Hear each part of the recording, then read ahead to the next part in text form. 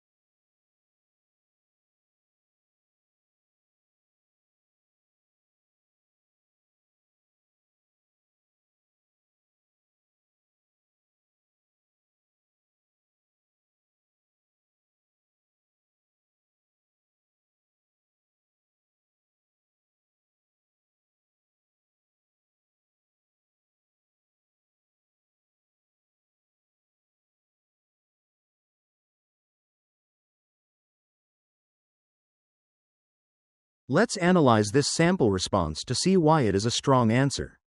You can pause the video here to read the full text if you haven't already.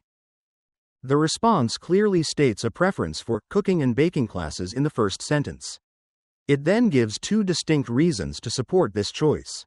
The first reason is that cooking is an activity for all ages and physical abilities, making it very inclusive. The second reason is that it teaches a practical skill that people can use every day. By providing two separate points, the writer fully explains their choice. The organization is excellent. The answer has a clear introduction, two body paragraphs that each explain a main idea, and a simple conclusion. This structure makes the argument easy to follow. The tone is polite and persuasive, which is perfect for a survey response. To connect ideas, the writer uses simple but effective linking words like firstly and in addition. The vocabulary is mostly simple, but it includes two well-chosen stretch words, beneficial and practical. These words accurately describe the advantages of the cooking classes and show a slightly more advanced vocabulary.